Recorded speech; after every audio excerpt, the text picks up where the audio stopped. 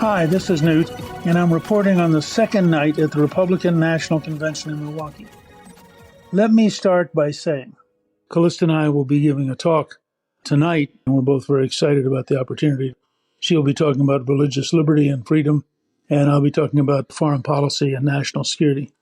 The second day was interesting. Of course, people were still buzzing about what Trump seemed to be like when he came in Monday night. He was more subdued, a sense that he had, in some ways, I think, been deeply affected by the shooting. He was a little bit more of a statesman. He enjoyed himself. I talked to Speaker Mike Johnson, who had been sitting with him for most of the evening, and he said it was really remarkable and that he had the sense that Trump felt that it was a providential thing that the bullet missed killing him by literally a fraction of an inch. I had a chance to talk with Don Jr.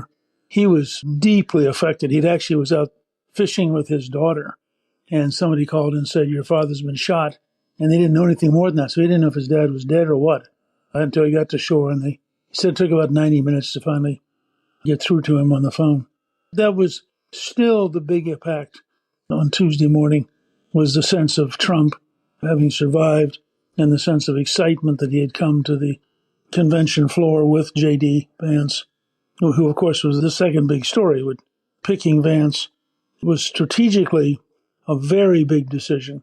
And it was a decision not to go to the traditional old guard, but instead to really create a new future for the party.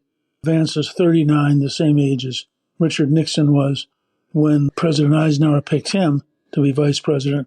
And Nixon, of course, played a major role in American politics for over 20 years after that. So you may be looking at a big factor in the future of the Republican Party with the picking of Vance. And that, I think, was also a signal from Trump that he intends to be very explicitly Trump. He's not interested in compromising with the old order. He's not interested in appeasing people who don't agree on Make America Great Again or who don't agree about putting America first.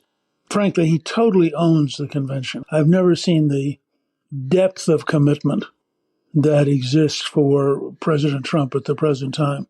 It's really pretty remarkable. There are a couple of things that were really interesting about programming on Tuesday. One, of course, which has been widely seen, Nikki Haley, who had said at one time she wouldn't even vote for him, ended up giving a good speech and endorsing him and clearly committed to taking on Biden. Governor DeSantis was there. Again, somebody who at one point was pretty estranged and pretty bruised, but came back and was very positive. At that level, it was interesting to watch the parade of people who had run against Trump at one point or another. Ted Cruz, who'd run against him in 2016, for example. Vivek Ramaswamy. I mean, it was really sort of a gathering of the folks that Trump had defeated and the fealty to the new leader and a sign of how much he dominated the party. The second big thing was the extraordinary emotional impact of everyday folks who came and talked at the convention. When you hear a mother talk about her son having risked his life for America in Iraq and then being killed in New York, and his murderer not being tried because of the district attorney, Alvin Bragg, who, of course, is the district attorney who's gone after Trump. The emotion, the power, the sense of anger was really compelling.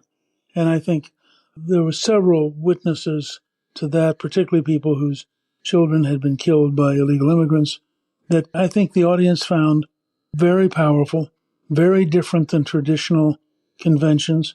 Somebody pointed out this morning that there were probably more African Americans speaking at the convention yesterday than had spoken in the last 3 Republican conventions.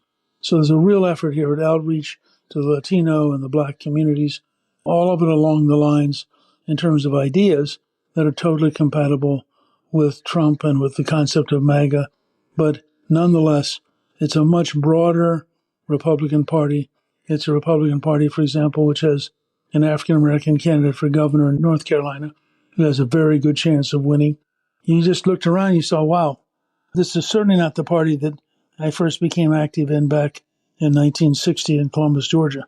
It had changed very dramatically. The other big thing I thought was what a great job Lara Trump did. She is a remarkable person. Her speech was tremendously effective at every level. It was effective personally, as she talked about her father-in-law and the grandfather to her children. It was effective as she talked about the impact of Saturday's shooting on the family and explaining things to kids.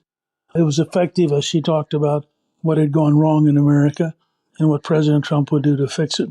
Calista and I watched and were really struck with how attractive, how intelligent, how photogenic, and she really reacted well with the crowd. You know, when you're standing up there and you're largely reading from a teleprompter, which virtually everybody does, and you've got several thousand people, you've got to really have a good message and a good delivery, or you'll lose the audience and they'll start talking to themselves. And she managed, I think, for I don't know how long she was up, but it looked like 15 or 20 minutes. She managed to be just very effective at reaching out to people, getting the entire audience to pay attention. It was also interesting to watch in a number of these cases because you had President Trump sitting in the presidential box with J.D. Vance and with some friends, and he was clearly paying attention. They would cut to him occasionally, and you'd see that somebody had made a really good point. He'd be nodding yes. When the appropriate times were there, he'd jump up and applaud. So he was really into listening to the people who had come to talk to America. Now, I had a very good chance. Clifton and I ran into Speaker Johnson and his wife, and we had a very good conversation about what's going on, about what needs to be done. I really very much am impressed with how much he knows. We talked a little bit about the concept of Trump having had a providential experience on Saturday. You can't really explain that he turned his head at just the right moment to be hit in the ear rather than hit in the brain. And as we were discussing it, Johnson just pulled up the famous story of George Washington, who Johnson pointed out was ambushed with General Braddock about 45 miles from Butler, Pennsylvania. Washington, on that particular occasion, had 2 horses shot out from under him and 4 bullet holes in his coat, and felt that, and wrote to his brother 2 days later and said that this was a providential moment. He clearly thought he should have been killed. And so this whole sense that there are moments when you sense God's hand changing what could otherwise have happened. But I thought it was interesting that Speaker Johnson could just pluck that out, knew all the details, had it down pat. He's a very bright guy, and that was a fun part of the whole experience. One of the other things I should say is that this is like a giant family reunion. Clifton and I kept running into people who we'd campaigned with, who'd been involved in our 2012 presidential campaign, people that had known us back on Capitol Hill. You really renew an amazing number of acquaintances in a very short time because they're all in this one building, and the only thing they're doing is walking around talking to each other.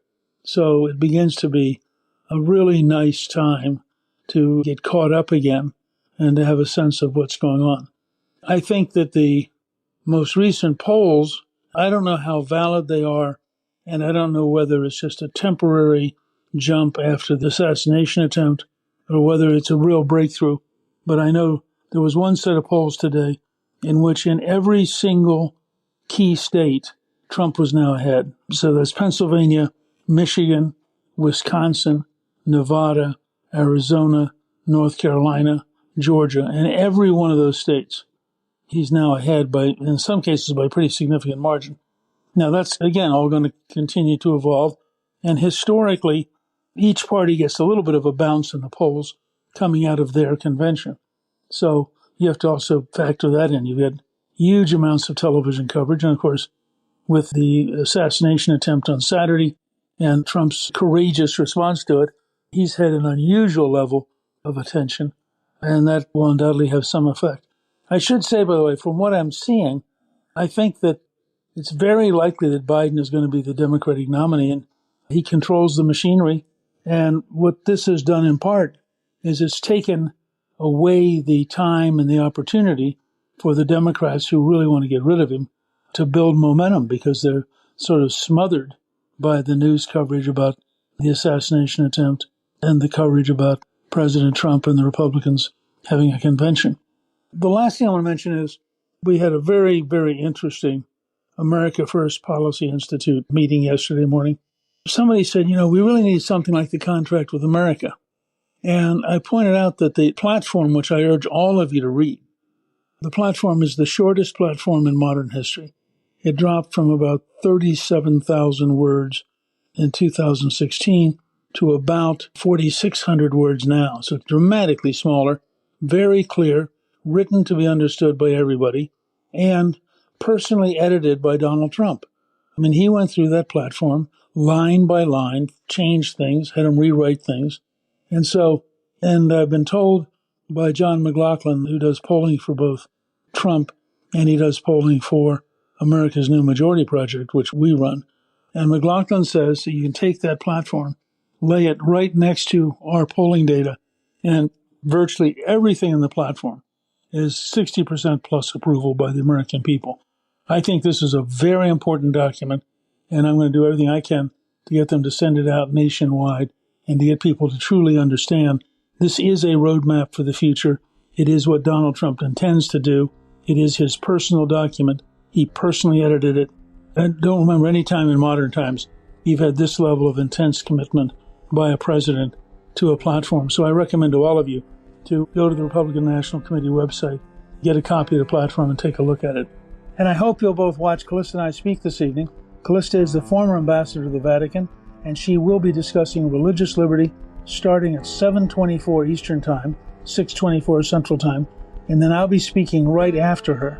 So please tune in, listen to the speeches, and enjoy the convention.